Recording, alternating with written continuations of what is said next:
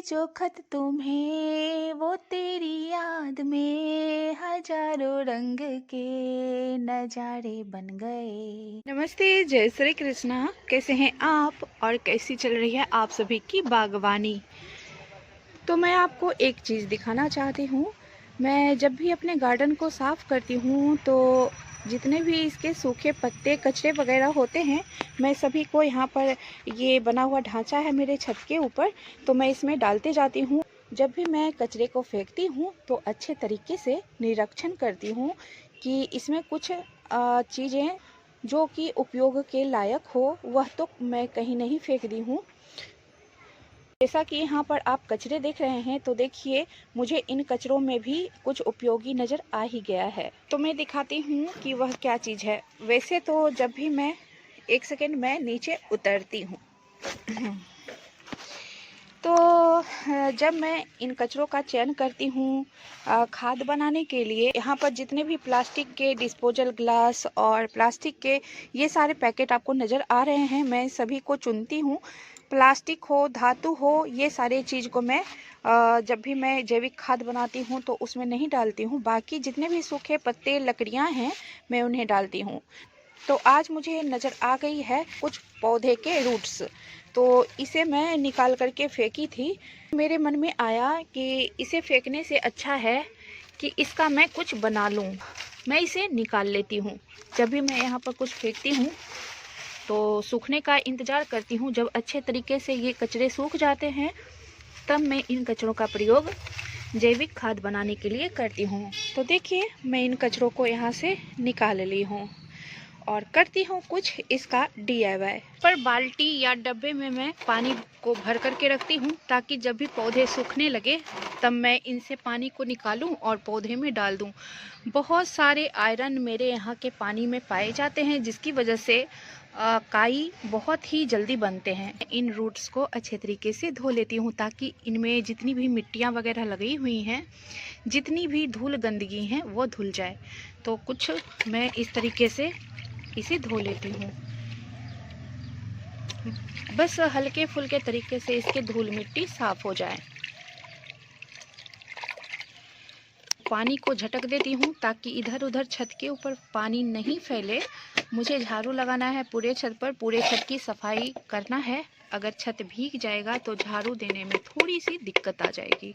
इसे मग्गे में रख रही हूँ ताकि पानी इसका एक जगह रहे। उसके बाद मैं इसे धूप में डालूँगी।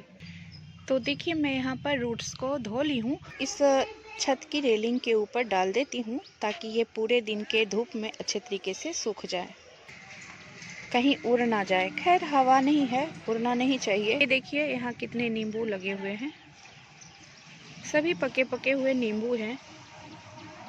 बहुत बड़ा पेड़ है यहाँ पर। बस इसकी थोड़ी बहुत जो भी इसमें पानी है वह सूख जाए, इतना ही काफ़ी है। बस सूखने के लिए मैं यहाँ पर रख दी हूँ। ये सारे रूट्स सूख चुके हैं तो इसे पहले मैं साइड में रखती हूँ। एक दही का डब्बा है, मैं इसे ले ली हूँ और इसके ये साइड से मैं हैंडल को निकालती हूँ। हैंडल निकालना ज़रूरी है।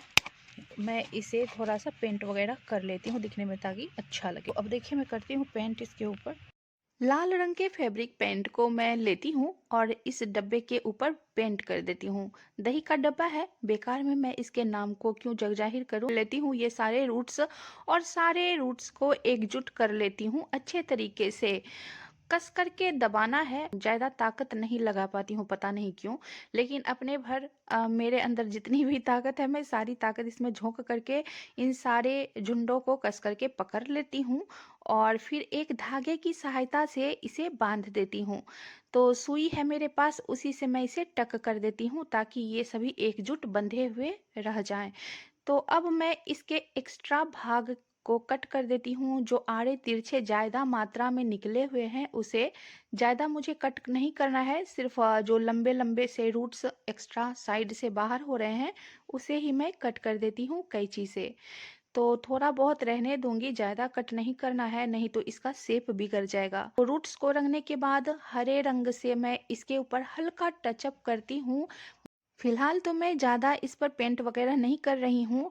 अगर मुझे ऐसा लगा तो पूरे रूट्स को ही कलर के अंदर डुबोना होगा, तभी ये अच्छे तरीके से रंग सकता है। अन्यथा इसके ऊपर इसी तरीके से हम पेंट कर सकते हैं, क्योंकि बड़ा आड़े तिरछे तरीके से निकला हुआ यह रूट्स है और ब्रश अच्छे तरीके से पहुंच नहीं पा रहा है। तो बस हल्के फुल्के ढंग से ही मैं इसे पेंट कर रही हूँ। तो इतने में भी यह अच्छा ही लगता है दिखने में। तो ये देखिए मैं इसे रंग ली हूँ। अब इन रूट्स के तनों को रंगने के लिए मैं ब्राउन कलर लूँगी। ज़्यादा डार्क शेड मेरे पास नहीं है, फिलहाल हल्का शेड मेरे पास ब्राउन कलर का है। तो मैं इसी से रूट्स के ये जो ऊपरी तने हैं मैं इसे रंग देती हूँ। रंगने से थोड़ा सा अच्छा लगता है दिखने में। फेंके हुए जो भी कचरे होते हैं उसमें नई जान आ जाती है, दिखने में सुंदर लगता है। तो मैं इसे इंडोर ही रखने वाली हूँ, आउटडोर नहीं रखूँगी, क्योंकि बारिश या धूप से यह खराब भी हो सकता है। तो गार्डन में मेरे पास जहाँ गौतम बुद्ध मैं रखी हूँ, वहाँ थोड़ा सा छाया है, उसी के अंदर मैं इसे रखूँगी। अब मैं जिस डब्बे के ऊपर पेंट की हूँ इसमें भर देती हूँ नदी की रेत। पहले मैं थोड़ी मात्रा में रेत लेती हूँ। आधी रेत भर देने के बाद मैं एडजस्ट कर देती हूँ इसके अंदर ये जो मैं रूट्स को रंग करके रखी हूँ इसे। तो बीच में रखते हुए इसे दबा देती हूँ, फिर साइड से मैं रेत डालूंगी। रेत डालने में नहीं हो पा रहा था तो मैं कागज के ऊपर रेत रख ली हूँ और इस तरीके से मैं साइड से गिरा देती हूँ। रेत को डालने के बाद हल्का सा इसे टैप कर देती हूँ, ताकि लकड़ी के अंदर जो भी फीलिंग्स हैं वो सभी भर जाए। अब इसमें डाल देती हूँ मैं पानी। पानी डालने से क्या होता है कि जितने भी रेत हैं वो घुल करके जो भी खाली एरिया है उसमें आसान तरीके से चले जाते हैं और गैपिंग को फिल कर देते हैं। तो यहाँ पर देखिए मैं रेत को अच्छे तरीके से भरने के बाद प्लांटर को इस तरफ रख दी हूँ, लेकिन थोड़ा सा मुझे अधूरा अधूरा सा लग रहा है। थोड़ा सा और डेकोर करने की मेरे अंदर इच्छा है, क्योंकि थोड़ा सा और डेकोर कर लूंगी तब इसका लुक थोड़ा सा और ज्यादा हो सकता है कि बढ़ जाए। यह बॉन्साई पेड़ का ही लुक लग रहा है, दिखने में काफी अच्छा लग रहा है। पता नहीं चल पा रहा है कि क्या यह फेंके हुए रूट्स का मैं बनाई हूँ। तो प्लांटर के ऊपर हल्के फुल्के टिप टॉप करते हुए मैं येलो कलर से डॉट डॉट दे देती हूँ कि दिखने में यह थोड़ा सा अच्छा लगे। जब तक थोड़ा सा खूबसूरत मेरे गार्डन में कोई प्लांटर नहीं लगता है दिखने में, तो मैं उसे नहीं रखती हूँ, बस डेकोर करने के बाद ही रखती हूँ। क्योंकि चुल मची हुई रहती है, किसी चीज़ को थोड़ी सी सुंदर दिखे और नज़रों को भाए। और ब्लैक कलर से इसके बॉर्डर को पेंट कर देती हूँ। तो अब देखिए कंप्लीट सा मुझे फील हो रहा है, अच्छा लग रहा है। एक छोटे मोटे से पेड़ का लुक इससे आ रहा है दिखने में। तो काफी सुंदर देखिए फेंके हुए सामान से यह पेड़ बन करके तैयार हुआ है। आपको कैसा लगा देख करके आप भी जरूर बताएं एक बार। अब मैं पिटूनिया की कटिंग को लगाने वाली हूँ। 30% नदी की रेत है, 30% नई और पुरानी मिट्टी दोनों को मिला करके 50-50% यहाँ पर ली हूँ।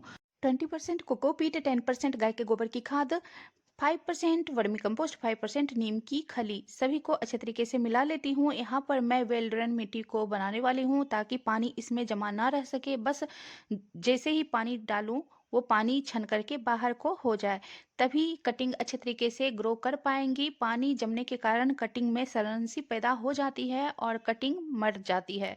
तो किसी भी तरह की कटिंग को आप इसी तरीके से मिट्टी बना करके लगाएं। मिट्टी के अंदर कोकोपीट डालने से ये होता है कि कोकोपीट नमी को होल्ड करके रखती हैं और आवश्यकता के अनुसार गमले की मिट्टी जल्दी सूख नहीं पाती हैं। तो यहाँ पर देखिए सारे गमले को मैं मिट्टी डाल करके भर दी हूँ और अब मैं इसमें डाल देती हूँ पर्याप्त मात्रा में पानी। जितनी मिट्टियों को सोखना होगा उतनी पानी ये सारे मिट्टी सोख लेंगी। तब तक मैं पिटूनिया की कटिंग चुन चुन करके काट लूंगी और कुछ देर पानी डालने के बाद मैं इन प्लांटर को छोड़ देती हूँ, ताकि मिट्टी और पानी एडजस्ट हो जाए। तो बीज से उगाए हुए यहाँ पर बहुत सारे पौधे हैं पिटूनिया की, जिसकी की डालियाँ थोड़ी सी लंबी लंबी हो गई है। एक शार्प ब्लेड की सहायता से मैं इसकी कटिंग काट लेती हूँ। उंगली भर इतनी लंबाई का मैं कटिंग लेती हूँ और नीचे के तरफ से पत्तियों को काट करके हटा देती हूँ। या तो आप पत्तियों को पिंच भी कर सकते हैं, जिस तरीके से मैं कर रही हूँ। ये पिटूनिया तो मैं बहुत बाद बीज लगाई थी, उसके ये पौधे हैं। बहुत पहले मैं बहुत सारे बीज लगाई थी पिटूनिया के, जो कि जुलाई अगस्त महीने में कीड़े खा गए थे। ये बहुत दिनों बाद फिर से मैं दोबारा लगाई थी पिटूनिया के बीज, उसके ये पौधे हैं। तो इसी तरीके से मैं और कटिंग को चुनते जाती हूँ। वो लंबी डालियां हैं जो मैच्योर ब्रांचेज हैं, उसकी कटिंग को मैं लेती हूँ, ब्लेड से काटती हूँ, नीचे की पत्तियों को हटाती हूँ। बस कटिंग तैयार है। कटिंग करने के बाद या पिंचिंग करने के बाद पौधे और भी ज़्यादा घना होते हैं, तो जहाँ से मैं कटिंग निकाल रही हूँ वहाँ और भी ज़्यादा ब्रांचेज आएंगे, पौधे को घना बनाएंगे। तो मैं चुनिंदा ब्रांचेज को कट कर लेती हूँ। गार्डन में जब ढेर सारे पौधे पिटूनिया के होते हैं सर्दियों के समय में, तो बहुत ही अच्छा लगता है। ठंडियों के दिनों से यह खिलना शुरू होते हैं, मार्च अप्रैल तक इसके फूल बहुत ही अच्छे तरीके से आते हैं, भर भर करके आते हैं। पूरा गार्डन इनके खूबसूरत फूलों से सुंदर लगता है दिखने में। गमले की मिट्टियाँ पानी को अच्छे तरीके से सोख चुकी हैं और मिट्टियाँ एडजस्ट हो चुकी हैं अच्छे तरीके से। अब मैं इसमें पिटूनिया की कटिंग को बस डालती जाती हूँ। ये आराम से मिट्टी के अंदर चले जाते हैं, क्योंकि मिट्टी बहुत ही ज़्यादा हल्की और मुलायम सी अभी बनी हुई है। इस तरीके से कटिंग को डालने के बाद हल्के हाथों से मिट्टी को भी मैं कटिंग के चारों तरफ दबा देती हूँ अंगूठे की सहायता से। इन सारे प्लांटर में मैं पिटूनिया की कटिंग लगा करके देखिए तैयार कर दी हूँ।